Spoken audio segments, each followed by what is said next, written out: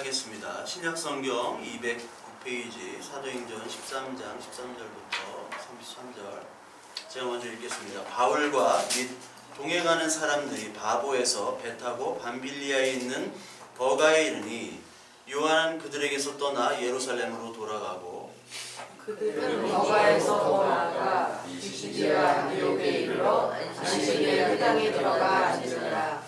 율법과 선지자의 글을 읽은 후에 회당장들이 사람을 보내어 물어 이르되 형제들아 만일 백성을 권한 말이 있거든 말하라 하니 바울이 일어나 지켜보며 말하되 이스라엘 사람들과 및 하나님을 경외하는 사람들아 들으라.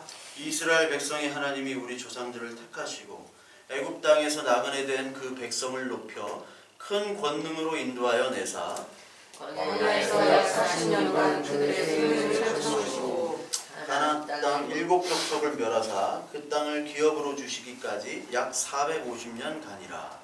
그의 선지자 사무엘 때까지 사사를 주셨더니 그 후에 그들이 왕을 구하거늘 하나님의 베냐민 지파 사람 기스의 아들 사울을 40년간 주셨다가 죽어 다윗을 왕으로 세우시고 증거하여 이르시되 내가 이새의 아들을 다윗을 내 마음에 맞는 사람이라 내 뜻을 다하리라 하셨더니 하나님이 약속하신 대로 이 사람의 후손에서 이스라엘을 위하여 구주를 세우셨으니 곧 예수라.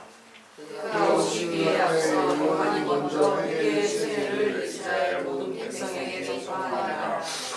요한이 그 달려갈 길을 마칠 때 말하되 너희가 나를 누구로 생각하느냐 나는 그리스도가 아니라 내 뒤에 오시는 이가 있으니 나는 그 발의 신발끈을 풀기도 감당하지 못하리라 하였으니 형제들아 아브라함의 선과 너희 주 하나님을 경외하는 사람이었다. 이 구원의 말씀을 우리에게 보내셨거늘 예루살렘에 사는 자들과 그들 관리들이 예수와 및 안식일마다 외우는 바 선지자들의 말을 알지 못함으로 예수를 정죄하여 선지자들의 말을 응하게 하였도다.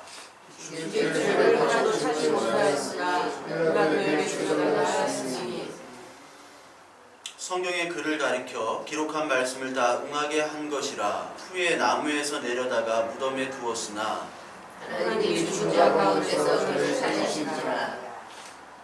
갈릴리로부터 예루살렘에 함께 올라간 사람들에게 여러 날 보이셨으니 그들이 이제 백성 앞에 그의 증인이라. 우리도 조상들에게 주신 약속을 너희에게 전파하노니 곧 하나님이 예수를 일으키사 우리 자녀들에게 이 약속을 이루게 하셨다 함이라.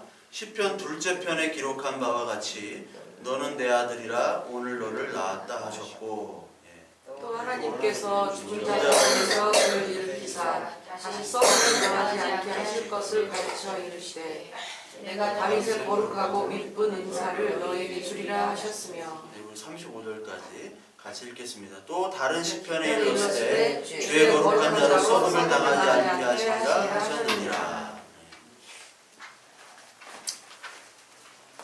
지난주에 이제 바울이 바나바와 같이 이제 북으로 키프로스로 이제 가는 것을까지 우리 했습니다. 왜 그래? 이동하셨대요. 어? 안 돼? 아, 이거 안 나. 자, 이제 또 바나바가 이제 바울과 함께 이제 전도하는 게 이제 13장부터 나옵니다.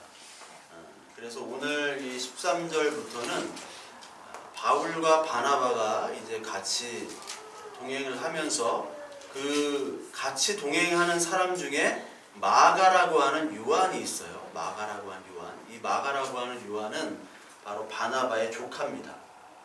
이제 같이 이렇게 가다가 13절에 보니까 이제 요한, 마가라고 하는 그 바나바의 조카 요한은 그들에게서 떠나 예루살렘으로 돌아갑니다. 그리고 이제 비시디아 안디옥이라는 곳으로 이제 가는데 지난 시간은 여러분의 대다수가 안 나오셨기 때문에 다 안 나오셨죠? 터키 이렇게가 있고 이렇게 있습니다. 지도로 그냥 간략하게 그리겠습니다. 근데 안디옥이 성경에 두 군데가 나와요. 여기 안디옥과 이게 시리아 안디옥과 비시디아 안디옥이라는 데가 있습니다. 비시디아. 여기가 이제 예루살렘이라고 하면 예루살렘에서 안디옥으로 이제 바나바와 바울이 이제 갔죠. 안디옥에서 이제 바나바와 바울이 선교사로 이제 파송이 됩니다. 그래서 간 곳이 여기 사이프러스, 키프로스죠. 키프로스로 지금 가서 지금 여기 키프로스에 있는 일을 얘기하고 있어요. 이 키프로스에서 이제 비시디아 안디옥으로 이제 가는 겁니다. 그래서 비시디아 안디옥에 있는 회당이라는 곳에서 지금 이제 바울이 설교를 하는 것을 오늘 13장을 얘기를 하고 있어요. 그래서 이 구브로 키프로스에서 비시디아 안디옥으로 갈 때 누가 떨어져 나가냐면 여기에 요한이라는 사람이 떨어져 나갑니다. 근데 이게 왜 떨어져 나가냐면 요한은 마가, 즉 마가라고 하는 다락방 있죠? 거기에 그 마가입니다. 그 마가가 사실 좀 부잣집 도련님 같이 자랐어요. 근데 이 선교라는 게 굉장히 힘들잖아요, 이 당시에. 그러다 보니까 너무 힘들어가지고 이탈을 한 걸로 이제 우리들은 다 알고 있고 그렇게 해석을 합니다. 그런데 이 나중에 15장 사도행전 15장 36절에 가보면요, 이것 때문에 싸워요. 15장 36절에 보면 바나바와 바울이 이제 갈라서게 되는데, 바나바는 마가라는 요한도 데리고 가고자 하나 바울은 밤빌리아에서 자기들을 떠나 함께 일하러 가지 아니한 자를 데리고 가는 것이 옳지 않다 하여 서로 심히 다투어 피차 갈라서니, 바나바는 마가를 데리고 배를 타고 구브로로 가고 바울은 실라를 택한 후에 형제들에게 주의 은혜를 부탁함을 받고 수리아와 길리기아로 다녔다. 이렇게 나옵니다. 그러니까 이 조카 문제를 가지고 나중에 이제 크게 이제 다투게 되죠. 근데 결국은 나중에는 이제 화해하게 돼요. 디모데후서 4장 11절을 보면은요, 누가만 나와 함께 있느니라 내가 올 때에 마가를 데리고 오라 할 때 이 마가가 여기 나옵니다. 디모데후서는 바울의 저기와 같은 거죠. 유서와 같은 맨 마지막 서신입니다. 그래서 맨 마지막에는 마가와 화해를 하게 되고 마가와 이제 동역자가 다시 되는 거죠. 그러니까 하나님의 일을 할 때는 어떻게 보면 다툴 수도 있고 싸울 수도 있고 헤어질 수도 있는데 나중에 모든 것이 합력하여 선을 이루게 하시는 하나님이 또 여기서 등장하게 됩니다. 그래서 오늘 이 바울은 이 비시디아 안디옥이라는 곳에 가서 안식일 회당에 들어가 앉습니다. 14절에. 그때 율법과 선지자의 글을 읽은 후에 회당장들이 사람을 보내 물어 형제들아 만일 백성을 권할 말이 있거든 말하라 이렇게 얘기를 하죠. 여러분 유대인의 예배를 여러분들이 좀 우리가 알아야 됩니다. 유대인의 예배. 지금 이 당시에는 성전이 있긴 있었어요. 그렇죠? 성전이 있긴 있었습니다. 근데 예루살렘에 있었죠. 여러분 성전의 역사를 좀 보면요, 유대교의 예배는 성전에서 예배를 드렸어요. 그 제사죠. 제사를 드렸습니다. 제사장에 의해서. 그런데 이 예배당 그 성전이 파괴될 때가 있었죠. 처음 성전이 어떤 성전입니까? 처음 성전이 솔로몬에게 지은 성전이에요. 솔로몬 성전. 솔로몬 성전이 지어진 후에 언제 파괴가 됐냐면 BC 586년도에 파괴가 됐죠. BC 586년도에 느부갓네살에 의해서 파괴가 됐어요. 그 다음에 지은 성전이 뭐냐면 스룹바벨 성전이에요. 스룹바벨 성전입니다. 스룹바벨 성전은 BC 515년에 그 건축이 됐는데 그 후에 언제 파괴가 되냐면 BC 63년도에 폼페이우스라는 장군에 의해서 이제 파괴가 돼요. 폼페이우스는 레피두스, 카이사르와 함께 이제 1차 3주 정치를 했던 사람인데 그때 파괴가 됩니다. 그 파괴가 된 후에 어떤 성전이 지어지냐면 헤롯 성전이 지어지죠. 헤롯 성전. 지금 이 당시에는 헤롯 성전 시대입니다. 헤롯 성전. 근데 헤롯 성전은 언제 파괴가 됩니까? 70년에 파괴가 되죠.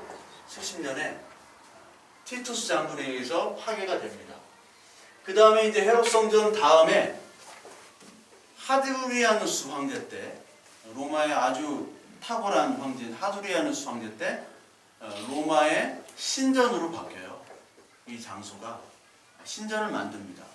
그 다음에 지금 그 성전 자리에 뭐가 있냐면 그 바위돔, 황금 바위돔이라는 게 있습니다. 황금 바위돔. 이게 이슬람 시대 우마이야 왕조 때 691년도에 만든 겁니다. AD. 예루살렘을 딱 사진을 보면 황금 돔이 있고 거기 딱 자리가 잡혀 있잖아요. 그 자리가 바로 솔로몬 성전이 있던 자리고 그 자리가 바로 이삭을 아브라함이 바쳤다고 하는 그 돌 위에 있는 그 성전이 되어버렸어요. 그래서 지금 이슬람의 그 모스크로 지금 쓰이고 있죠. 그러니까 이게 여기에 무너졌고 여기에 또 무너졌죠. 근데 이 솔로몬 성전이 무너진 다음에 수룹바벨 성전이 무너지고 그리고 수룹바벨 성전이 무너진 다음에 헤롯 성전이 또 무너지고 그래서 이 성전은 계속해서 무너졌어요. 특히 이 AD 70년에 무너진 다음에부터는 성전이 없으니까 제사를 못 지나잖아요. 여러분 예배당이 없다고 생각해보면 예배를 어떻게 드릴 거예요? 그래서 생겨난 게 회당이라는 곳이 생겨난 거예요. 회당. 예전에 이제 제사장 중심의 예배였는데 회당 중심의 바리새인 중심의 예배가 되는 거예요. 그래서 여러분 그 유대교 예배를 보면은 간단합니다.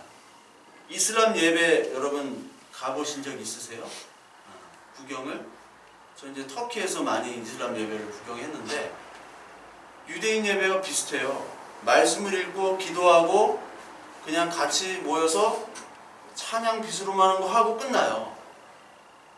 왜냐하면 이때 예배는 이제 제사를 지낼 수가 없으니까 말씀 중심으로 가는 거예요. 율법. 그래서 오늘 15절에 보니까 율법과 선지자들의 글을 읽은 후에 나오죠. 읽은 후에 이제 백성들을 권면할 말이 너희들이 있냐 없냐 어떤 토론식의 예배입니다. 그게 돼버렸어요. 성전이 파괴된 후부터는. 그러니까 예배가 바뀌는 거죠. 그때 누가 일어납니까? 바울이 일어나죠. 바울이 일어나가지고 이때 전도를 하게 되는 거예요. 전도. 설교를 합니다. 여러분 전도는 설교라고 그랬죠? 전도는 그냥 나와가지고 이 종이 나눠주는 게 아니에요. 껌 나눠주고 휴지 나눠주는 게 아닙니다. 설교를 하는 거예요. 설교. 그래서 하나님께서는 우리들 이 교회를 설교자로 부르셨습니다. 저를 부른 게 아니라 여러분들도 마찬가지로 설교자를 부르신 거예요. 이 교회는.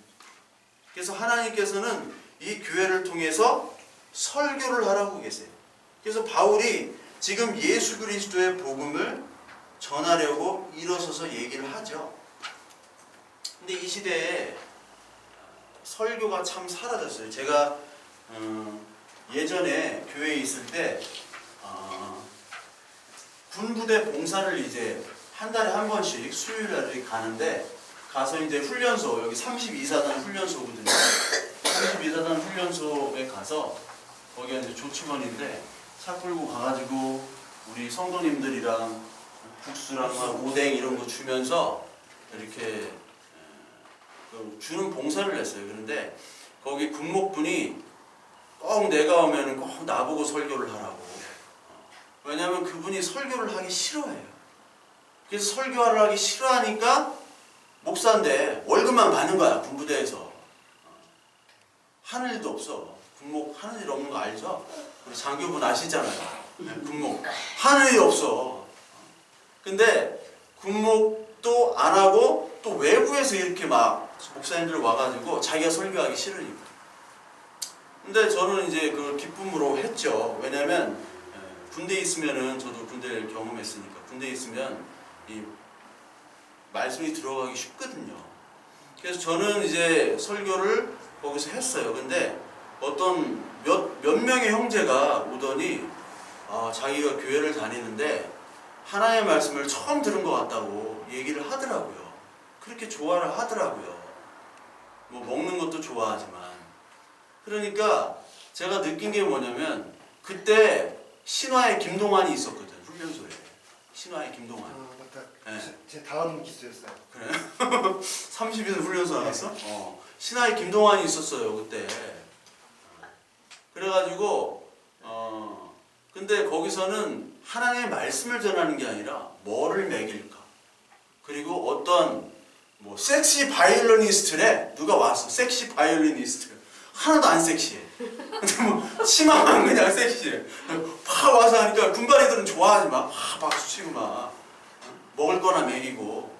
그 옆에 성당 있지, 뭐 절 있지 한데 먹을 거 가지고 싸워요. 뭐 빵 2개 더 준다, 초코파이에서 몽쉘 통통으로 바꾼다, 이런 싸움을 하고 있더라고. 그러니까 내가 하도 한심해가지고, 그게 거의 10년 전이에요. 하도 한심해가지고, 야 진짜 하나님의 말씀은 다 사라졌구나. 어떻게 그런 싸움을 하고 있나, 유치하게. 마찬가지입니다. 선교나 전도하는 것도 그런 싸움을 지금 하고 있어요. 선교지가 뭐 단기 선교다 해가지고 먹을 것만 먹이고, 뭐 태권도 쇼, 태권도도 못하면서 무슨 쇼 한다고 그러고, 뭐 자꾸 그런 것만 해요. 하나님의 말씀을 얻고. 그러니까 오늘 바울이 선교는 이렇게 하는 거야 라고 보여주는 거예요. 뭘 얘기하냐? 지금 설교를 하는 거예요. 뭘 설교를 해요? 하나님이 우리 조상을 택하셨다부터 시작해서 맨 마지막 예수 그리스도를 죽은 자에서 일으키시고 우리에게 구약에 명령한, 구약에 예언한 그 예수 그리스도를 주셨다. 이거를 바로 전도라고 하는 거예요. 이거를. 그래서 여기 한번 보시면요, 바울이 이제 설교를 하죠. 바울이 쭉 설교를 합니다. 여기 보면은 광야에서 40년간 그들의 소행을 참으시고 가나안 족속을 멸하셨다. 쭉 이렇게 계속 나오는 거예요. 이게 뭐냐면 지금 유대인들에게 하는 얘기입니다. 유대인들에게 너희들은 지금 율법을 잡고 있지 않느냐. 율법을. 하나님 예수 그리스도를 잡고 있는 게 아니라 율법을 신으로 섬기기 때문에 너희들은 율법의 의미가 바로 예수 그리스도를 가르치는 거야 라고 지금 바울이 얘기를 하고 있어요. 그래서 누가복음 24장 44절을 우리 한번 보면요. 누가복음 24장 44절. 또 이르시되 내가 너희와 함께 있을 때 너희에게 말한 바 곧 모세의 율법과 선지자의 글과 시편의 나를 가리켜 기록된 모든 것이 이루어져야 하리라 한 말이 이것이라 하시고, 이에 그들의 마음을 열어 성경을 깨닫게 하시고, 또 이르시되 이같이 그리스도가 고난을 받고 제3일에 죽은 자 가운데서 살아날 것과 또 그의 이름으로 죄사함을 받게 하는 회개가 예루살렘에서 시작하여 모든 족속에 전파될 것을 기록되었으니 너희는 이 모든 일의 증인이라. 예수님께서 뭐라고 얘기하냐면 모세의 율법과 선지자의 글, 시편, 이 모든 것이 바로 예수 나를 가르치는 거야, 가르치는 거야 라고 얘기를 하시는 거예요. 그런데 이 바리새인들은 그거를 몰라요. 성경을 외우고 배우고 하는 사람이, 그 전문가들이 예수 그리스도를 가르치라는 것을 모른다는 거예요. 그래서 내가 이것들을 얘기를 할게 하는 겁니다. 바울은 이 율법을 뭐라고 얘기했으면 갈라디아서에서 몽학선생이라고 얘기했죠. 초등선생, 지금은 초등선생이라고 했어요. 몽학선생. 몽학선생이라는 건 뭐냐면 다 아시죠? 노예였던 그 똑똑한 노예를 자기 어렸을 때 가정교사로 하는 거예요. 그리고 그 아이가 다 컸을 때는 다시 노예로 돌아가는 겁니다. 율법이라는 것은 우리에게 초등교사처럼 하나님의 일하심, 하나님의 사랑, 그것들을 나타내시는 거예요. 특히 뭐를 나타내냐? 율법을 통해서 우리의 죄악을 깨닫게 하는 거예요. 율법을 통해서. 율법을 아니면 우리의 죄악을 깨달을 수 없는 거죠. 그래서 율법을 통해서 우리가 얼마나 죄인인지를 깨닫게 해주시는 선생님이에요. 그런데 이제 다 자라서 때가 차서 예수 그리스도가 온 후에는 이 초등 몽학 선생인 율법은 다시 사라져야 되는 거죠. 노예로 사라져야 되는 거예요. 그래서 예수 그리스도께서 오신 후는 예수를 믿어야 되는데 유대인들은 이제 율법을 잡고 있어요. 율법이 하나님이에요. 그래서 쉽게 말하자면 우리가 되게 어렵게 살아요, 우리 가정이. 근데 아버지가 일하러 나가셨다가 아버지가 부자가 됐어요. 만수르 같은 부자가 됐어. 근데 부자가 된 그 아버지가 자기 부하를 보내가지고 밑에 사람을 보내서 아들에게 야, 너 이제 그만 폐지를 줍고 그만 고생하고 이제 학교 다니고 좋은 집 좋은 차에 살아. 이제 아빠 곧 올 거야 라고 사신을 보냈는데 그 사람의 말을 믿지 못하는 거죠. 쉽게 말하자면. 그러니까 자꾸 그렇게 얘기하니까 오히려 그 사람을 쫓아내버리는 거예요. 예수 그리스도께서 하나님이신 예수님께서 오셨는데도 불구하고 그 예수님을 죽이신 겁니다. 예수님을 얘기했던 많은 예언자들, 선지자들을 다 죽여버린 거예요. 왜 그럽니까? 하나님 예수 그리스도는 우리의 행위들, 우리의 노력들을 무의를 시키는 거예요. 우리의 노력과 행위를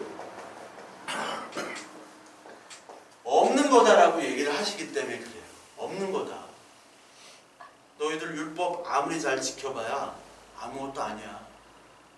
유대인들, 여러분 바리새인들은 이 율법을 지키기 위해서 목숨을 건 사람들이에요. 우리처럼 야 예수님이 말했던처럼 독사의 자식들아처럼 얘기하셨듯이 그렇게 얘기를 하니까 우리가 바리새인은 정말 좀 아닌가 보다. 이 사람은 그냥 거칠에만 행했던 사람이라고 착각할 수가 있는데요. 그 사람들은 안식일 율법을 철저히 지키기 위해서 자기 목숨을 걸었던 사람들이에요. 그런데 이 사람들의 노력과 행위를 다 예수님 무의로 돌리셨어요. 그렇기 때문에 예수님을 죽인 겁니다. 이것이 부인이 돼야 돼요. 왜냐하면 우리의 노력과 행위를 가지고 이 바리새인들은 자기의 권리의 정당성을 주장을 했거든요. 내가 이만큼 하니까 이만큼 받아야 돼. 그러니까 바리새주의는 기복주의와 똑같은 거예요. 여러분 교회 안에서도 내가 이만큼 예배 참석하고 노력하고 봉사하고 하니까 난 이만큼 권리가 있어. 발언권이 있어. 여러분 교회 한번 가보세요. 교회에서 무슨 회의할 때 다툼이 있습니다. 다툼이 있을 때 딱 11조 최고 많이 한 장로님이 나보다 11조 많이 안 한 사람은 말하지 마. 딱 한마디 해요. 그러면은 다 말을 못해. 자기 11조 안 했거든. 나처럼 새벽기도 다 안 나오는 사람, 나만큼 나오는 사람만 얘기하지 나보다 안 나오는 사람 발언하지 마. 그렇게 얘기를 해버린다. 바리새인도 똑같이 그랬어요. 내가 이만큼 기도하고 헌신하고 금식하니까 나는 하나님과 가까운 사람이다. 그런데 예수님께서 뭐라고 얘기하시냐면 그 주인의 품삯, 포도원 품삯 비유를 하시면서 아침에 온 사람과 저녁에 온 사람에게 똑같이 한 데나리온을 약속을 하죠. 한 데나리온. 구원은 그런 거예요. 하나님의 은혜는 아침에 와서 저녁까지 열심히 일한 사람이나 맨 마지막 한 5시쯤에 와가지고 6시까지 일한 1시간 일한 사람과 똑같이 예수님은 한 데나리온을 약속하셨습니다. 근데 불평을 하죠, 사람들은. 왜 나는 아침에 왔는데 한 데나리온밖에 안 줍니까? 너 한 데나리온 약속했잖아. 쟤는 5시에 왔는데요? 똑같이 한 데나리온 약속했잖아. 내 마음이야. 그거예요, 내 마음이야. 근데 사람들은 어떻게 하느냐? 자기의 의를 세우려고 하나님의 의를 복종하지 않습니다. 로마서 10장 2절에서 4절 보면 내가 증언하노니 그들이 하나님께 열심히 있으나 올바른 지식을 따른 것이 아니니라. 하나님의 의를 모르고 자기 의를 세우려고 힘써 하나님의 의를 복종하지 아니하였느니라. 그렇죠. 자기의 의를 세우려고 하나님을 복종하지 않은 거예요. 그것이 바로 유대인입니다. 즉 유대인의 모습을 통해서 우리의 모습을 봐야 돼요. 저와 여러분들의 모습이 지금 하나님을 따르지 않으려고 자기의 나의 노력을 하려고 했던 사람들이었단 말이에요. 그러니까 성경은 다 우리들의 모습을 봐야 됩니다. 예수 그리스도가 죽으심을 예수 그리스도의 죽음으로 보면은 우리에게 그 부활과 우리의 죽음을 다가오질 않아요. 근데 우리는 다 뭐를 봐요? 예수 그리스도의 죽으심만 보시잖아요. 나의 죽음은 거기서 보질 못해요. 그건 아직 하나님 만나지 못한 겁니다. 그래서 바울은 오늘 유대인들을 계속 이렇게 얘기하면서 하나님께서 이스라엘 조상을 택해서 출애굽을 했다고 얘기를 하세요. 그러면서 큰 권능으로 너희를 인도해냈다. 그래서 이 출애굽 때도 마찬가지고 가나안 때도 마찬가지지만 이 싸움은 하나님의 싸움이죠. 하나님의 싸움. 이스라엘 백성들이 그 애굽으로부터 빠져나올 능력이 없었어요. 그래서 하나님이 애굽을 다 열재함으로 부셔버리시죠. 부셔버리시고 가나안 땅에서도 이 7 족속을 멸할 수 있는 능력이 없었어요. 근데 하나님의 능력이죠. 근데 우리에게는 뭐를 요구하셨냐면 너희는 거룩하라. 그래서 길갈에서 여리고성 가기 전에 할례를 명하셨던 겁니다. 너희를 거룩하라.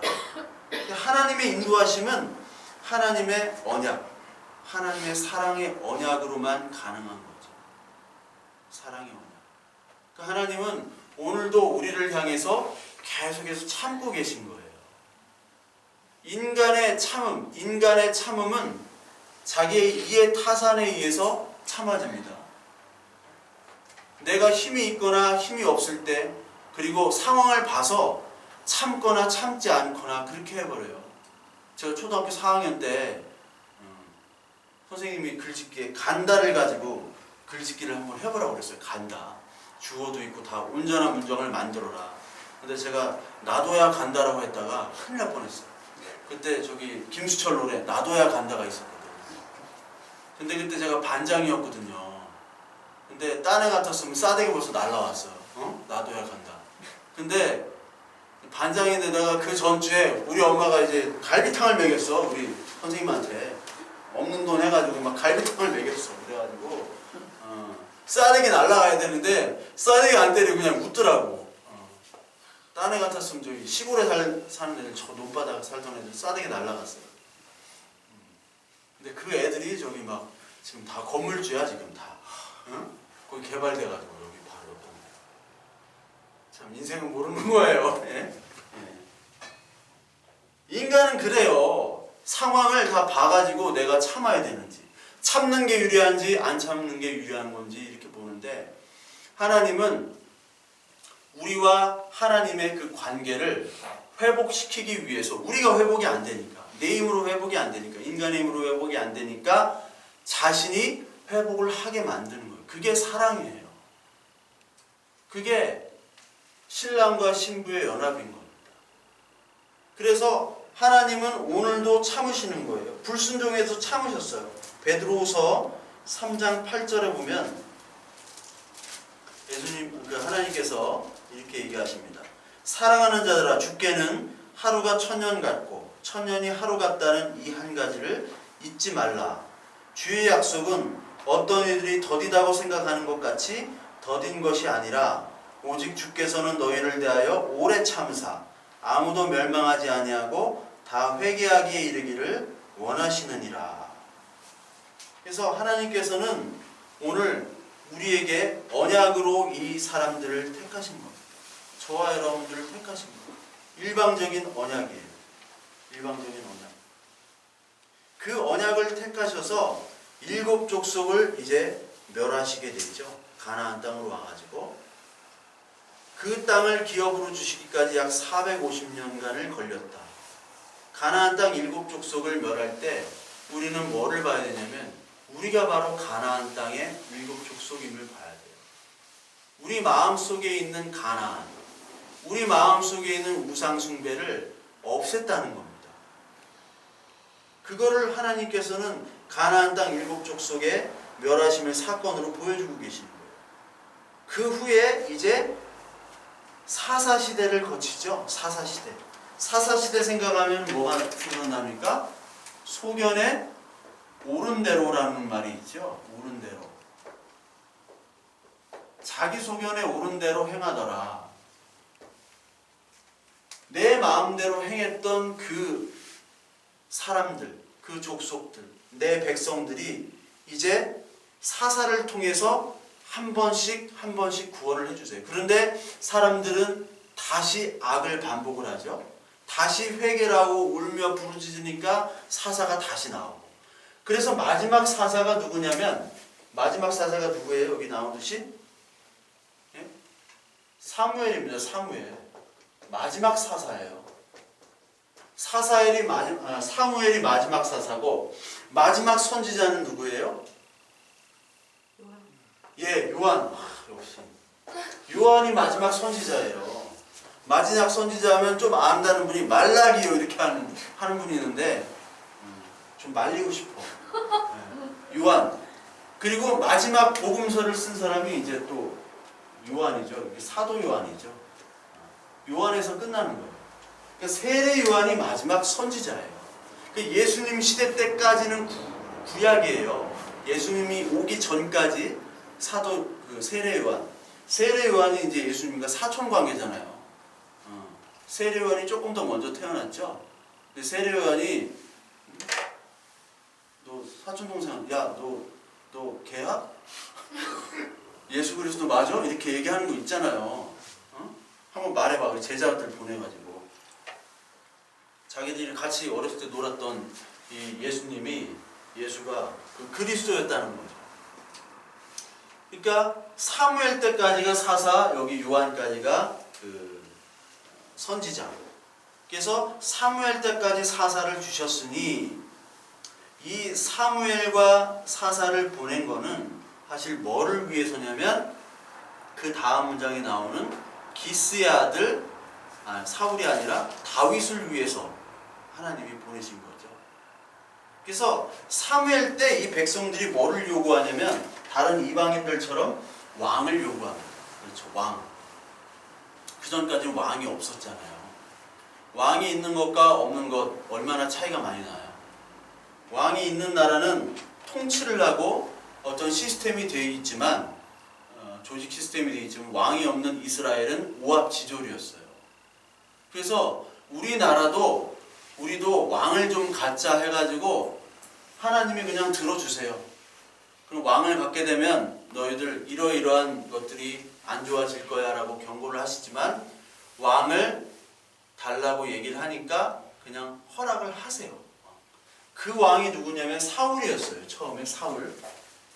그러니까 사람은 사울을 딱 봤을 때 너무나 멋있잖아요. 그래서 야 왕감이다 했죠. 우리 춘향인 줄 알았다고 뽑아다니까 이제 향단이더라 하는 말이 있죠. 우리 준표 씨가. 그러니까 사람이 볼 때 사울이 왕감으로 딱 보였는데 사울은 아니었던 거예요. 그 대신 누가 나왔느냐? 다윗이 나왔죠. 다윗. 그러니까 22절에 다윗을 왕으로 세우시고 증언하여 이르시되 내가 이새의 아들 다윗을 만나니 내 마음에 맞는 사람이라 내 뜻을 다 이루리라 하시더라. 여기에 이제 다윗이 나오는 겁니다. 다윗. 그러니까 하나님의 마음에 합한 자가 여기서 나오죠. 다윗은 그 아버지한테도 무시당했던 다윗입니다. 무시당했던 다윗. 그래서 사무엘이 찾아가잖아요. 다윗 집에 찾아가가지고 그 아들 중에 다 없어요. 하나님이 사무엘이 볼 때는 첫째 아들, 둘째 아들 계속 보니까 얘가 하나님이 택한 자구나 생각했는데 하나님은 아니라고 얘기했죠. 근데 아버지한테 또 아들 있냐 하니까 있긴 있는데 뉘앙스가 그거 있긴 있는데 지금 양치러 갔다고. 집안에도 그런 자식이 하나씩 있잖아요. 있긴 있는데 있으나 없으나 하는 그 자식들. 근데 그 자식이 바로 다윗이었어요. 다윗. 그게 마음에 합한 자였다는 거예요. 그러니까 고린도 전서 1장 18절에 보면 우리의 부르심을 보세요. 우리의 부르심이 어떤 부르심인가? 십자가의 도가 멸망하는 자들에게 미련한 것이요 구원을 받는 우리에게는 하나님의 능력이라. 미련한 거예요. 우리가 미련한 자인데 택함을 받은 겁니다. 그래서 여기를 보면 형제들아 너희를 부르심을 보라. 육체를 따라 지혜로운 자가 많지 아니하며 능한 자가 많지 아니하며 문벌 좋은 자가 많지 아니하도다. 하나님께서 세상에 미련한 것들을 택하사 지혜 있는 자들을 부끄럽게 하려고 하시고 세상에 약한 것들을 택하사 강한 것들을 부끄럽게 하려 하시며, 이렇게 나옵니다. 이 부끄러운 다윗이 하나님의 자녀로 그 이스라엘의 왕으로 택함받았다는 거예요. 그게 마음에 합한 자입니다. 내 마음에 합한 자는 하나님, 난 아무것도 못해요. 나는 바보 같아요. 나는 소경이고 절뚝발이고 나는 귀머거리고 나는 아무것도 할 수 없는 자입니다 하는 사람만 하나님의 말씀이 들어와요. 아닌 사람은 하나님의 말씀을 아무리 외쳐도 들어가지 못합니다.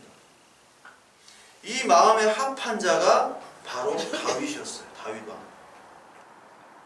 이 성경을 읽고 은혜 받은 우리 조용기 목사님이 이름을 바꾸셨죠. 조 다윗으로. 원래 조 바울이었어요.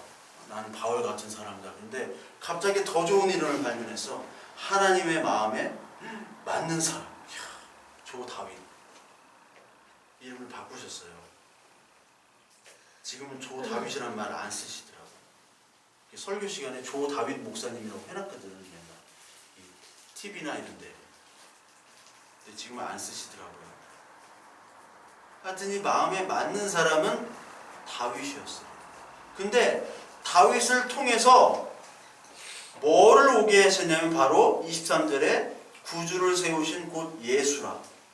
이 유대인들은 누구를 섬기냐면요, 모세를 섬겨요. 모세. 율법이니까. 거기다가 누구를 섬기냐면 다윗을 섬겨요. 이 모세와 다윗은 다 가지고 있어요. 모세는 율법을 가지고 있죠. 율법을 모세를 통해서 했죠. 다윗은 뭐예요? 다윗 왕국을 세웠잖아요. 그러니까 유대인들은 지금도 자기의 율법을 열심히 했기 때문에, 지켰기 때문에 하나님의 복을 주셔서 유대인들을 이렇게 강한 나라, 부유한 사람들로 만들어주시고 다윗 왕국을 앞으로 세우실 것이다. 그거를 믿고 있어요. 그런데 하나님은 창세전부터 모세와 다윗은 뭐를 위한 도구예요? 예수 그리스도를 위한 도구란 말이에요. 과정이었단 말이에요. 이 사람들은. 그래서 다 죽었잖아요. 모세도 죽은 다음에 느보산에서 그 시체를 찾을 수 없다고 얘기하는 유다서에서. 다윗 죽었어요. 죽었을 뿐만 아니라 다윗이 왕된 후에 바세바에 간음하고 살인 교사하고 뭐 잘난 게 뭐가 있어요. 다윗의 보면은 다윗의 전성기는 골리앗을 딱 죽일 때 그때 끝나요. 그 후부터는 다윗의 얘기가 없어. 다 누구예요? 다윗 바세바가 막 거의 조종해 다윗을.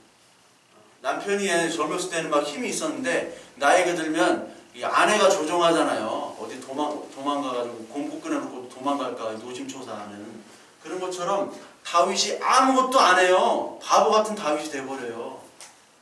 뭐를 얘기하느냐? 얘네들은 아니라는 거예요. 사람은. 다윗을 통해서 제가 톨레도트라는 설교를 했는데 옛날에 다윗의 계보를 통해서 예수 그리스도를 오게 하기 위한 다윗, 그 다윗을 얘기하려고 하는 거예요. 다윗. 그래서 그 다윗의 예수가 오기 전에 이제 다시 선포한 사람이 바로 세례 요한입니다. 세례 요한. 마지막 선지자. 그래서 24절에 보면 그가 오시기에 앞서 요한이 먼저 회개의 세례를 이스라엘 모든 백성에게 전파하니라. 요한이 누구죠? 구약의 엘리야 선지자입니다. 요한. 여러분 말라기 한번 보세요. 말 나왔습니까? 말라기를 보시면 말라기 4장 한번 보세요. 성령님 좀 추운 것 같아요. 좀 틀어주세요. 난방. 네. 자지 말고요. 말라기서 4장 5절부터 6절 보세요. 구약성경 맨 마지막이니까 5절 보라 여호와의 크고 두려운 날이 이르기 전에 내가 선지자 엘리야를 너에게 보내리니 이 말이 있어요. 그가 아버지의 마음을 자녀에게로 돌이키게 하고 자녀들의 마음을 그들의 아버지에게 돌이키게 하리라. 돌이키지 아니면 두렵건대 내가 와서 저주로 그 땅을 칠까 하노라 하시니라. 크고 두려운 날이 이르기 전에 선지자 엘리야를 너희에게 보낸다고 얘기했어요. 엘리야. 예. 근데 마태복음 11장에 보시면요. 그 엘리야가 바로 세례 요한이다라고 얘기를 해요. 마태복음 11장 13절에 보면 모든 선지자와 율법이 예언한 것은 요한까지니 그렇죠? 만일 너희가 즐겨받을진대 오리라 한 엘리야가 곧 이 사람이니라. 엘리야가 요한이에요. 요한이 얘기를 하는 겁니다. 요한이 지금 세례를 전파할 때 그리고 세례를 전파한 후에 나는 네가 생각하는 예수가 아니라 그리스도가 아니라 내 뒤에 오시는 이가 있으니 나는 그 발의 신발끈을 풀기도 감당하지 못하리라 하였다. 이게 마가복음 11장 2절부터 마태복음 11장 2절부터 6절까지 나오는 내용이거든요. 신발끈을 풀기도 힘들다. 우리 마태복음 11장 다시 한번 가보면요. 요한이 이제 옥에 갇히는데 옥에 갇혀서 예수한테 얘기를 하세요. 그리스도께서 하신 일을 듣고 제자들을 보내어 예수께 여짜오되 오실 그가 당신이 오니까 우리가 다른 일을 기다리오리까. 예수께서 대답하여 이르시되 너희가 가서 듣고 보는 것을 요한에게 알리되 맹인이 보며 못 걷는 사람이 걸으며 나병 환자가 깨끗함을 받으며 못 듣는 자가 들으며 죽은 자가 살아나며 가난한 자에게 복음이 전파된다 하라. 이렇게 얘기를 하는 거예요. 이 말씀은 예레미야서 31장 7절부터 9절의 말씀입니다. 그러니까 맹인이 보고 못 걷는 사람이 걷고 나병 환자가 깨끗함을 받으며 못 듣는 자가 듣고 죽은 자가 살아난다. 가난한 자가 복음이 전파된다. 여기 나오는 맹인, 못 걷는 사람, 그리고 나병 환자 이 모든 인물들이 바로 누구를 얘기하냐면 저와 여러분들을 얘기하는 거예요. 저와 여러분들이 듣지 못하는 사람이었어요. 뭐 여기 모태신앙도 있지만 모태신앙이 이게 신앙이에요? 뭐 비하하는 건 아니지만 그렇다면 뭐 옛날에 모태신앙 아니었던 사람은 그 사람도 사실 신앙이 아니죠. 우리가 이 성경을 봐도 들을 수가 없었단 말이에요. 제가 얘기했잖아요. 27살까지 저는 불신자로 살았다고. 이 성경을 보고 뭔 말이야 도대체. 무슨 말이야. 신학대학원 시험 볼 때도 성경을 볼 수가 없었어요. 다 찍었어. 총신대 신학대학원은 들어가기가 쉽지 않습니다. 여러분.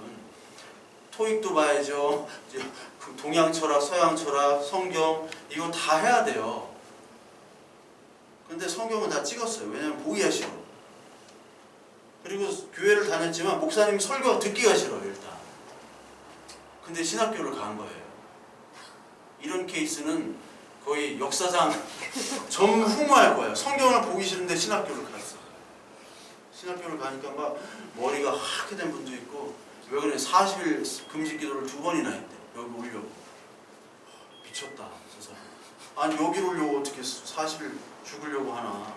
그런 사람들이 온 사람들인데 이 성경을 볼 수가 없었어요. 보면 잠만 오니까. 그랬던 사람이 지금 이걸 하고 있네. 예.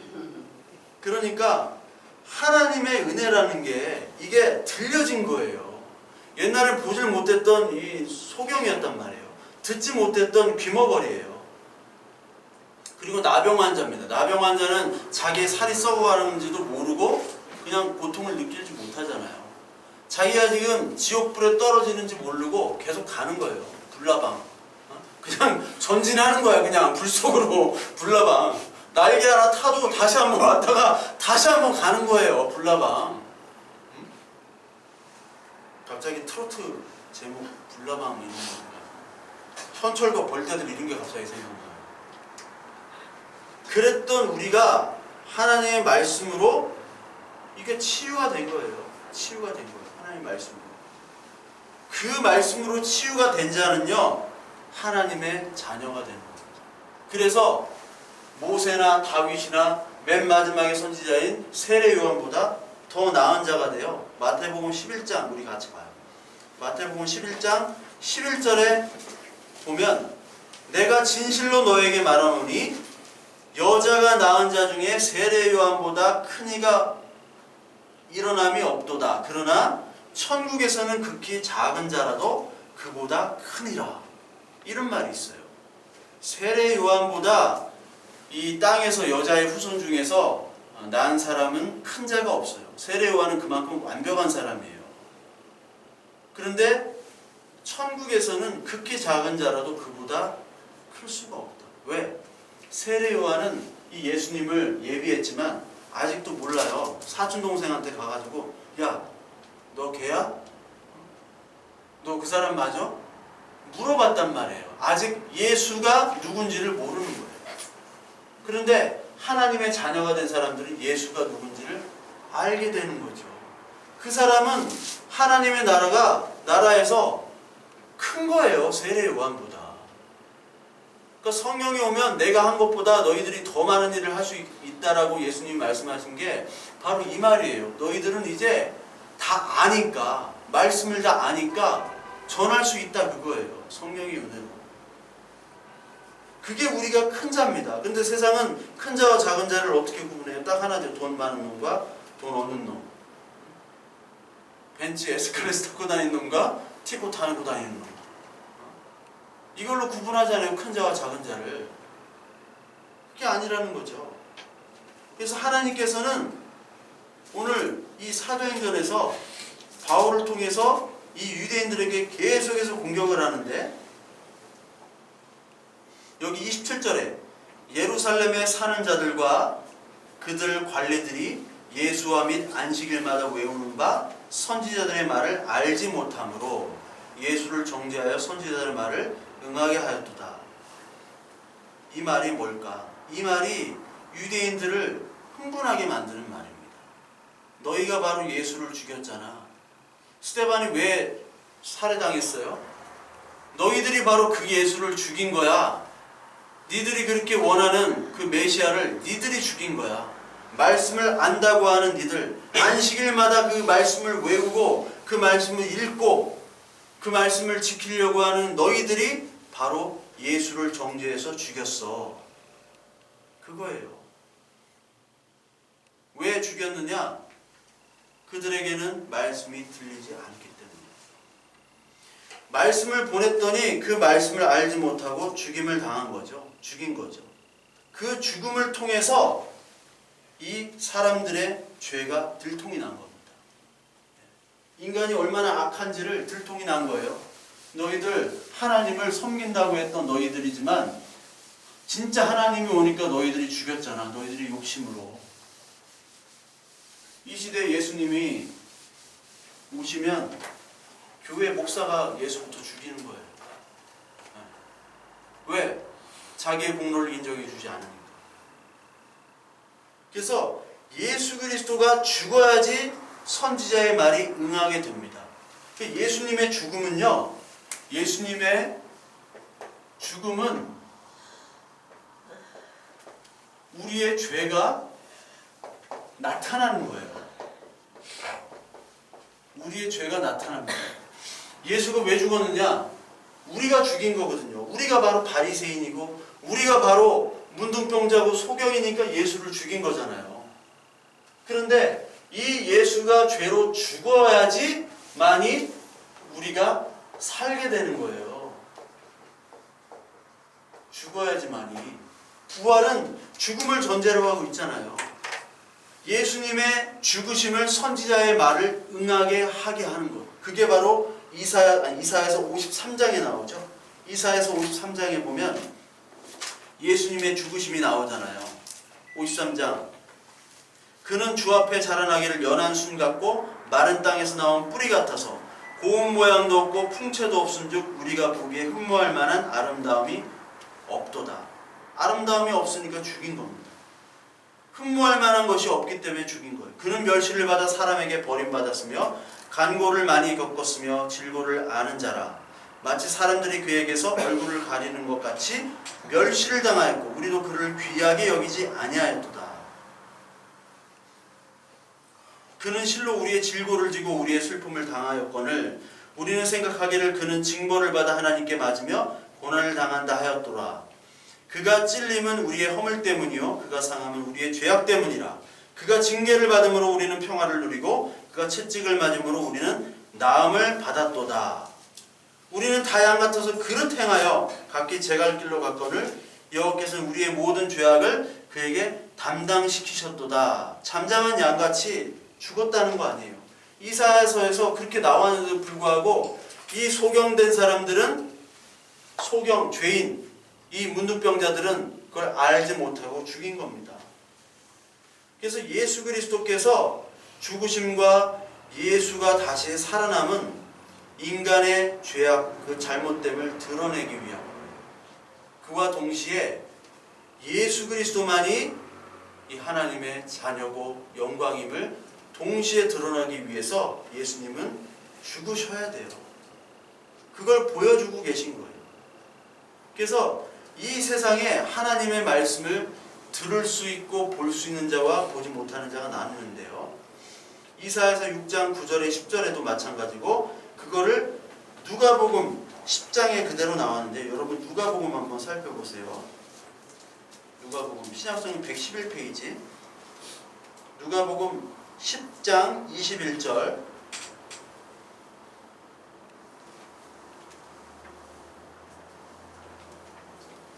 10장 21절 보면 그때 예수께서 성령으로 기뻐하시며 이르시되 천지의 주제이신 아버지여 이것을 지혜롭고 슬기 있는 자들에게는 숨기시고 어린아이들에게는 나타나심을 감사하나이다. 옳소이다. 이렇게 된 것이 아버지의 뜻이니이다. 내 아버지께서 모든 것을 내게 주셨으니 아버지 외에는 아들이 누구인지 아는 자가 없고 아들과 또 아들이 소원대로 계시를 받은 자 외에는 아버지가 누구인지 아는 자가 없나이다 하시고 하나님께서 어린아이들에게는 하나님의 말씀을 나타내시고 그리고 지혜롭고 슬기 있다는 이 세상에게는 하나님의 말씀을 감췄습니다. 여러분들 우리가 하나님의 자녀가 된 것은 어린아이로 우리를 부르신 거예요. 지혜롭고 슬기 있다고 하는 사람들이 여러분 예수를 믿을 수 있나요? 지혜롭고 슬기 있고 자기 똑똑한 사람들이 있잖아요. 얼마나 똑똑한 사람들이 많습니까? 그 사람들이 하나님을 정말 믿을 수 있냐고요. 자기의 똑똑해서 자기의 노력과 그 결과물을 가지고 자랑하기 바쁜데 어떻게 하나님을 믿을 수가 있어요? 아니 믿을 수는 있습니다. 주여 주여 외치는 사람들 주여 주여 그러면서 자기의 유익을 구하는 사람들 있습니다. 그러나 그들이 말하는 하나님은 그 하나님이 아니죠. 진짜 하나님, 귀가 있어도 듣지 못하고 귀가 있어도 듣지 못, 눈이 있어도 보지 못하는 이 사람들은 바로 자기 스스로 눈과 귀를 가졌다고 하는 사람들이에요. 이런 사람들은 다른 하나님을 믿을 수 있어도 성경에서 얘기하는 참 하나님을 믿을 수는 없습니다. 그래서 예수님께서 주여 주여 하는 자마다 다 하나님의 나라에 가는 게 아니에요. 오늘도 이 시간에 많은 사람들이 주여 주여를 외치고 있잖아요. 근데 그들이 외치는 주가 누구냐? 그들이 외치는 주가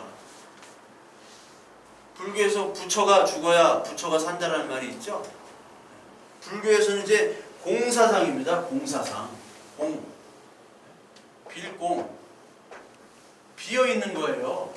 이게 자부인이에요. 자기 부인. 소승불교는 공이 아닌데 대승불교는 공이 왔어요. 이 공이 어디서 왔냐면 성경에서 왔어요. 성경에서 여러분. 그러니까 스님들 대승불교라는 스님들이 자꾸 그냥 뭐 복음서 강의를 하고 있어. 유튜브에 들어가면 복음서 강의를 왜 이렇게 많이 해? 근데 지멋대로 하는 거예요. 불교적 영지주의 관점에서. 영지주의라는 게 많은데 불교적 영지주의, 그리고 도교적 영지주의, 헬라 플라톤적 영지주의, 유대교적 영지주의, 그리고 마니교적 영지주의, 조로아스터교적 영지주의, 여러 가지가 많아요. 영지주의가 하나로 설명이 안 됩니다. 다 그렇게 설명을 해요. 이 성경을 해석을 다 할 수 있어요. 잘해 또 스님들이 또 이 잘하는 한자를 잘 써. 한자로 잘. 허경영만큼 허경영이 한자를 무지하게 알아요. 한자를 먹고 사는 양반이더라고. 그러니까 그들이 얘기하는 이 하나님은 다른 하나님이에요. 그래서 우리는, 저도 고민이 뭐냐면 과연 예수 그리스도가 누군가가 아직도 설교의 주제예요. 그러면 예수 그리스도가 나와 어떤 관계인가가 설교의 아직도 고민인 거예요. 그 예수가 누구냐? 예수 그리스도를 믿는데 누가 걸림돌이냐면 예수가 걸림돌. 진짜요? 예수가 걸림돌이에요. 예수 그리스도를 믿고 싶은데 예수가 걸림돌. 제 얘기가 아닙니다. 이게 성경에 나오는 얘기. 로마서 보세요. 로마서 9장.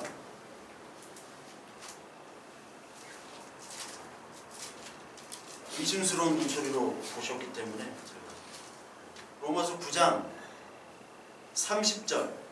그런즉 우리가 무슨 말을 하리요? 의를 따르지 아니한 이방인들이 의를 얻었으니 곧 믿음에서 난 의요. 의의 법을 따라간 이스라엘은 율법에 이르지 못하였으니, 유대인들은 아무리 율법을 지켜도 율법을 다 완성하지 못한다는 거예요. 지키지 못한다. 어찌 그러하냐? 이는 그들의 믿음을 의지하지 않고, 그들이 믿음을 의지하지 않고 행위를 의지함이라. 부딪힐 돌에 부딪혔느니라. 보라, 내가 걸림돌과 거치는 바위를 시온에 두느니 그를 믿는 자는 부끄러움을 당하지 아니하리라 함과 같으니라. 이 예루살렘에 하나님이 딱 걸림돌을 주시는 거예요. 예수라는 걸림돌을 딱 박아놓고 이 걸리게 넘어지게 하는 겁니다. 되게 가혹하죠? 근데 걸리게 넘어지게 하는 사람들은 자기의 행위를 중요시 여기기 때문에 그 행위를 축겨주고 세워주고 칭찬해주는 하나님만을 원하는 거예요. 그래서 예수 그리스도가, 예수가 죽을 때 빵 안 주고 구원 안 시켜주고 병 안 고쳐주고 로마로부터 해방 안 시켜주니까 죽이는 거 아니에요. 내가 원치 않는 예수는 죽이는 거예요.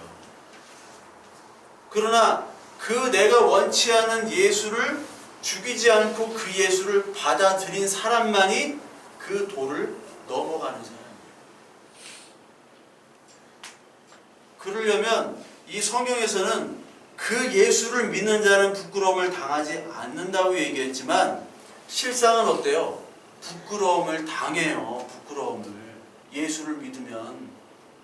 제가 전에 얘기했잖아요. 우리 조카가 걔가 좀 애들에 비해서 좀 특이해. 근데 뭐 유치원에 가가지고 사람을 흙으로 만들었어. 막 자랑을 하고 다녔다가 선생님이 사람은 말이야 뭐 DNA가 어쩌고 저쩌고 뭐야 이렇게 된 거야. 애들도 야 무슨 사람을 흙으로 만들고 이렇게 된 거야. 아니야 흙으로 만들었어. 흙으로 만들었어 하다가 흙으로 만들었는데 왜 그러지? 혼자 바보가 된 거예요. 혼자 부끄러움을 당하게 된 거죠. 현실을. 여러분 거치는 이 예수 그리스도, 이거를 여러분 믿고 싶은 사람 아무도 없어요. 여러분 가난하게 살고 싶은 사람 있나요? 아무도 없어요. 다 에쿠스 타고 싶어. 다 에쿠스 타고 싶어. 자전거 타고 싶고 뚜벅이로 걷고 다니고 싶지 않아요. 저도 허리가 아파가지고 좀 좋은 거 타고 싶어. 가난하게 살고 싶은 사람 없고요. 병들어가지고 찌질하게 살고 싶은 사람 아무도 없습니다. 근데 하나님의 자녀는 찌질하게 살라는 얘기가 아니라, 하나님의 자녀는 하나님께서 관심 두는 거는 너 20, 30년 그렇게 잘 먹고 잘 사는 거에 관심이 없으세요. 우리가 아무리 잘 먹고 잘 살아봐야 뭐 20, 30년 아니에요. 20, 30년. 일단 70 넘어가면 아무 의미가 없어. 80 넘어가면 잘 살고 말 살고 아무 의미가 없어요. 한 40대 잘 살기 힘들잖아요. 우리가 뭐 이재용 같은 재벌이 아닌 이상 한 뭐 돈을 모아는 50부터 한 70, 20년 잘 사는 거. 20년 자기 하고 싶은 거 다 하고. 그거를 하나님이 목적을 두시겠어요? 이 온 우주를 창조하신 그 하나님이란 분이 그거에만 관심을 두시겠냐고요. 근데 이 바보 같은 사람들은 그 하나님을 믿고 그런 하나님인 줄 알고 오늘도 막달라 마리아를 외치는 거예요. 뭐 막달라 그거예요. 오늘도 그게 주인 줄 알고 주여 주여 외치고 있어요. 그게 바로 우상 숭배잖아요. 그 우상 숭배가 가장 많이 일어난 날은 바로 주일 11시부터예요. 11시부터 시작, 쇼타임 시작이에요. 이때부터 막 이제 하는 거야. 막 어떤 교회는 뭐 남진, 송대관 뭐 다 장로가 됐더라고. 예수 믿은 지 얼마 안 됐는데. 저기 있어요. 수지에 세eden 교회라고 얘기하면 안 되는데, 예. 거기는 뭐 찬양으로 다 조지더라고. 막 성악가 불러다가 하고, 남진과 토크쇼 뭐 하고, 송대관과 토크쇼. 송대관 공연을 하려면 얼마나 돈이 많이 들어요. 그렇죠? 그 티켓이 꽤 되잖아요. 아무리 좀 늙었지만. 근데 교회마다 송대관이 오면 교회 공짜로 가는 거예요. 2시간 반 동안 토크 콘서트를 하는 거예요. 간증 콘서트. 사람이 얼마나 많이 가겠어요. 근데 간증 콘서트를 하는 거 보니까 내 박자 유행가 내가 더 잘 부르는 것 같아. 제가 맨날 한다니까 우리 여기 교회에서. 근데 거기에 말씀이 없어요. 말씀이 없어요. 근데 사람들은 그걸 좋아하는 거예요. 목사님들 어떤 목사님 좋아해요? 만담꾼을 좋아해요. 만담꾼. 저희 장 목사님 같은. 지금 뭐 제가 신학교 다닐 때 별명이 장 목사였어요. 장경공 닮았다고 그러고. 장 목사. 또 누구는 또 노태우 닮았다고 그러고. 노태우 닮았다고 장 목사는 주니어 도 산토스라고 격투기 헤비급 챔피언 전 챔피언이었어요. 효도로 닮았다고. 김보성 닮았다고. 그러니까 그런 어떤 만담꾼을 좋아하는 거예요. 그게 돼버렸어요. 이게 토크쇼가 돼버렸단 말이에요. 예배인가 쇼인가. 근데 하나님의 말씀을 전하면요 부끄러움을 당하게 되어 있어요. 하나님의 말씀. 진짜 하나님을 만나려면 우리가 우리 안에 있는 잘못된 예수를 죽여야 돼요. 잘못된 예수. 그거를 하나님께서 죽이게 만들어 주십니다. 그게 오늘 바울의 체험이었어요. 바울이 잘못된 예수를 쫓아가다가 예수님이 바울을 죽여버리잖아요. 그래서 진짜 예수를 믿게 하잖아요. 그래서 오늘 그 예수가 실제로 예수 그리스도께서 십자가에 못 박혀 죽으시고 그 다음에 죽은 자 가운데서 그를 다시 살렸다. 부활을 얘기해요. 그래서 이 성경의 모든 그 전도자들은 십자가의 죽음과 부활을 얘기합니다. 근데 여러분 제가 여러분들이 이제 설교를 좀 들으면서 좀 연구를 하는데요. 좀 위험한 게 있어요. 여러분은 예수님의 부활을 믿으십니까? 네? 예수님의 부활. 그럼 여러분 에덴 동산을 믿어요? 하나님의 창조를 믿습니까? 선악과라는 나무가 역사적으로 있었다는 걸 믿으세요? 어떻게 믿어요, 그걸? 네? 성경을 네. 성경의 줄은요, 창세기 1장부터 11장까지는 신화입니다, 신화. 모든 사람들이 신화라고 생각해요, 대부분이. 전 세계적으로 볼 때. 실제는 12장부터예요, 12장부터. 아브라함부터 실제라고 생각을 해요. 왜 신화라고 생각하냐면요, 여러분, 우가림 문서나 그 중동 지방의 문서들, 신화들을 보면 다 선악과 나오고 노아의 방주 나오고 창조 나오고 다 나와요. 근데 제가 그것들을 이제 읽어보고 연구를 해보면 거기는 굉장히 조잡한 신이에요. 절대적인 어떤 신이 아니에요. 그리스 로마와 같은 그런 신이에요. 서로 싸우고 질투하고. 근데 여기 이 성경에서만 절대적인 하나님이 창조한 걸로 나와요.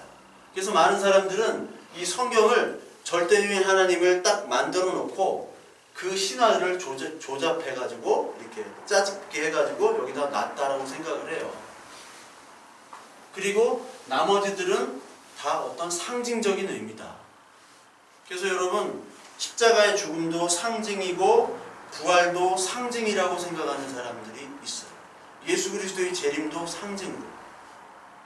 근데 여기가 위험한 거는 뭐냐면 두 가지가 다 위험한데 역사적인 부활만 강조하면요, 역사적인 부활만 강조하는 게 있고 상징적 부활만을 강조하는 게 있어요. 역사적인 부활만 강조하는 게 있고 상징적인 부활.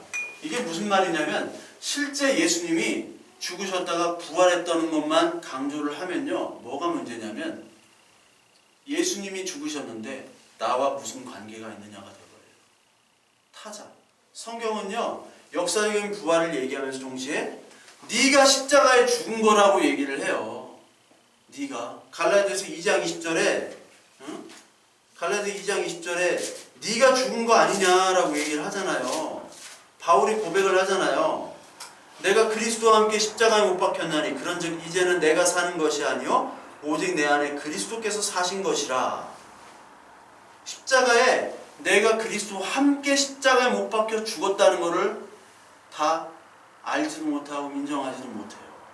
그냥 예수님이 우리를 위해서 죽으셨대. 아이고 우리는 이제 다 죽어서 천당에 간대. 그러면 이 땅에서 잘 먹고 잘 살면 되겠네 하고 끝.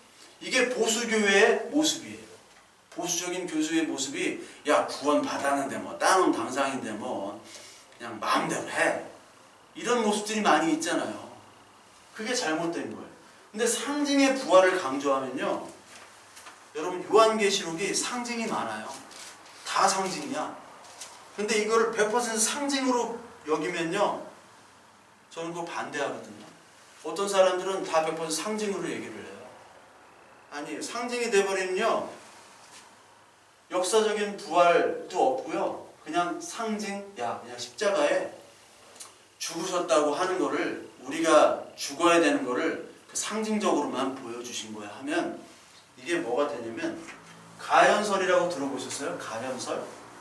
도케티즘이라고 하는데 예수 그리스도가 누구시냐? 예수는 누구냐? 우리는 온전한 하나님이요 온전한 인간으로 고백하는데 가현설은 하나님인데 인간은 아니기 때문에 아픈 척 한 거야. 아픈 척 한 거야. 여기 뿅뿅 뚫려도 못 뚫려도 안 아파. 아픈 척 연기하신 거야. 하나님이니까 안 아파. 이렇게 돼버려요. 상징만 있다면 1장부터 11장의 역사적인 모든 것들이 다 사라지게 돼요. 그러니까 우리의 원죄나 선악과 이런 모든 분들이 다 사라져요. 재림도 사라지고 부활도 다 사라져요. 그런데 성경은요 고린도전서 15장에 분명히 재림에 대해서 우리가 목격을 했다. 아니 부활에 대해서. 그리고 오늘 사도행전에서도 목격을 했다라고 얘기를 해요. 13장에. 이 두 가지를 다 가지고 있어야 되지만 이 한쪽으로 가지고 되면 우리는 성경 전체를 왜곡하는 사람이 되는 거예요. 근데 제가 인터넷 사회 보면은 이런 것들로 강조해서 약간 이렇게 뒤집어서 얘기하는 분들이 너무 많아요. 근데 이거를 알려면 여러분 고대 신화도 잘 알아야죠. 불교도 알아야 되고요. 플라톤, 아리스토텔레스 철학도 알아야 되고요. 교리사도 알아야 되고요. 성경 말씀도 좀 알아야 돼요. 근데 여러분들은 잘 모르잖아요. 목사님들도 하나도 몰라요. 솔직히 아무것도 몰라. 근데 여러분들이 어떤 이런 것들을 듣고 혹해가지고 그쪽으로 빠지는 경우가 너무 많아요. 모르기 때문에. 근데 이거를 얘기하는 분들도 몰라.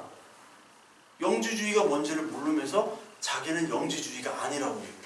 영지주의가 뭔지도 몰라. 그러니까 이 사도행전에 나오는 이 바울도 그랬지만 요한도 뭐와 싸웠냐면 성경의 요한 1서를 보면 이런 것들과 계속 싸웠어요. 구체적으로는 안 나와. 근데 이런 것들과 계속, 왜냐면 그리스도를 왜곡하니까. 그러니까 여러분 예수가 그리스도라는 말이 중요한 거예요. 예수가 그리스도. 역사적인 예수만 보면은 예수만을 섬기는 거예요. 그 예수는 우리가 생각하는 예수야. 하나님의 그리스도가 아니에요. 하나님이 주신 그리스도. 그러면은 무조건 정치적인 메시아, 그리고 도덕적 메시아, 그리고 군사적인 메시아를 원하는 거예요. 그리고 그냥 예수가 그리스도, 예수는 그냥 그리스도라는 상징으로만 오셨어 하면요, 또 이 성경 전체가 성경이 아니에요. 내 마음대로 떼었다 갖다 붙이는 게 돼버려요. 성경을 통으로 하나님의 말씀이다가 아니라 하나님의 말씀이 돼버린다. 레마다 그래요. 레마. 내 마음에 다가와야지 돼. 이게 신동통주의인 칼바르트가 얘기한 거거든요. 사실은. 그거는 아니에요. 하나님의 딱 말씀이지, 불변의 말씀이지, 내가 좋을 땐 하나님의 말씀이고 내가 체험하고 이게 느껴질 때는 하나님의 말씀이고 그게 아닐 땐 말씀이 아니다. 실존주의 철학. 칼바르트에 의해서 만들어진 신학이에요. 잘못된 거예요. 이걸 얘기하자면 너무나 긴데 여러분들이 굉장히 심각한 표정으로 있어서 더는 하면 안 될 것 같아요. 그래서 오늘 28절에 빌라도에게 나오죠. 빌라도 역사적인 사실을 얘기합니다. 그리고 하나님이 죽은 자 가운데서 그를 살리셨다 라고 얘기를 해요. 그러면서 그가 아들이다. 아들. 이제 너는 내 아들이라. 오늘날 너를 낳았도다. 이것까지 하려면 시간이 많이 걸리는데, 예. 아들이 중요합니다. 아들. 예. 저와 여러분들은 하나님의 아들 자녀가 된 거예요. 아들. 근데 아들에게 우리는 가장 좋은 거를 주지요. 아들 주한에게 가장 좋은 뽀로로를 지금 주고 있잖아요. 근데 하나님께서 아들에게 가장 좋은 거를 준다고 했는데 그 좋은 게 뭐라고 그랬죠? 예? 예, 영생도 있고. 누가복음 11장 한번 보겠습니다. 누가복음 11장. 성경 안 보시는 분은 오늘 지금 이 시간에 찾아보셔야 돼요. 누가복음 11장. 11장 보면 10절에 9절에 구하라 그러면 너에게 주실 것이요 찾으라 그러면 찾아낼 것이요 문을 두드리라 그러면 너에게 열릴 것이니 구하는 이마다 받을 것이요 찾는 이는 찾아낼 것이요 두드리는 이에게는 열릴 것이니라. 너희 중에 아버지 된 자로서 누가 아들이 생선을 달라 하는데 생선 대신 뱀을 주며 알을 달라 하는데 전갈을 주겠느냐. 너희가 악할지라도 좋은 것을 자식에게 줄 줄 알거든 하물며 너희 하늘 아버지께서 구하는 자에게 성령을 주시지 않겠느냐. 우리 아들에게 가장 하나님께서 주시기를 원하는 것은 성령이에요. 성령 하나님. 그래서 예수님이 세례 요한으로부터 세례를 받을 때 그때 성령이 비둘기같이 임하면서 그 하나님 하늘의 소리가 들리죠. 내 사랑하는 아들이라고, 내가 택한 사랑하는 아들이다 라고 하면서 성령이 비둘기같이 오는 장면이 나와요. 그게 성령의 음성이 바로 아들, 내가 택한 아들을 너에게 보냈다라는 거죠. 그러니까 하나님이 예수 그리스도를 아들로 택했듯이 우리가 하나님의 아들로 택해진 겁니다. 그 택해짐이 어떻게부터 오느냐, 바로 성령을 통해서 오는 거예요. 성령을 통해서 거듭나게 되고 이 성령을 통해서 하나님의 말씀을 깨닫게 되는 거죠. 그래서 요한복음 3장 3절과 또 요한복음 3장 13절을 15절을 보면 이 니고데모가 어떻게 해야 거듭납니까? 라고 얘기를 하죠. 어떻게 해야 거듭납니까? 하니까 사람이 거듭나지 않으면 하나님 나라를 볼 수 없다 라고 얘기를 하면서 예수님이 5절에 물과 성령으로 나지 아니하면 하나님의 나라에 들어갈 수 없느니라. 우리 13절에 또 보면 하늘에서 내려온 곧 인자 외에는 하늘에 올라간 자가 없느니라. 모세가 광야에서 뱀을 둔 것 같이 인자도 들려야 하리니 그를 믿는 자마다 영생을 얻게 하려 하심이라.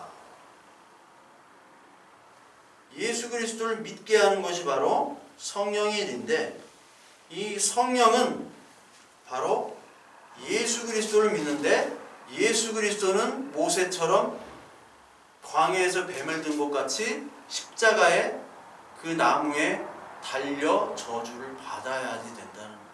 그 저주를 받은 예수를 믿게 하시는 것이 바로 성령의 역할이죠. 그래서 성령의 역할은 참 하나님 예수 그리스도를 알고 그 아들이 되게 하는 겁니다.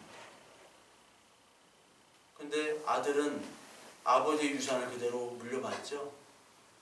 예수님처럼 우리도 달려야 된다고 얘기를 하시는 거예요. 아들 되고 싶은 사람이 없죠. 또 아들 되는 게 또 복이래요. 그런 복 받고 싶지 않죠. 그래서 하나님께서는 우리를 복 받는 자로 만들어 가시는 거예요. 성경은 똑같은 얘기를 하고 있습니다. 복 받을래 안 받을래? 복 받을래 안 받을래 하면 안 받을래요가 100%거든요. 이런 복은 걷어주세요. 예수님도 이런 고난의 잔 걷어주세요라고 했잖아요. 당신도 겟세마네에서 막 했잖아요. 우리도 받고 싶지 않아요. 그런데 하나님은 끝까지 그 복을 주시겠다라는 거예요. 이 복 우리는 받고 싶지 않습니다. 근데 이 복을 통해서만이 하나님의 아들이 되고 우리가 영원한 생명, 참 하나님과 그를 보내신 자를 아는 것이 바로 영생이라고 얘기했듯이 그 알도록 해서 하나님과 함께 할 수 있도록 하나님 만들어가는 것이 바로 우리 인생의 역사예요. 우리 인생이. 지금은 안 믿을 수 있지만 우리 하나님의 택한 자녀들은 인생 속에서 이것들을 계속해서 경험해 나가고 있는 겁니다. 이 경험 속에서 저와 여러분들이 아멘으로 정말 순종하는 그런 사람들이 되기를 간절히 소망합니다.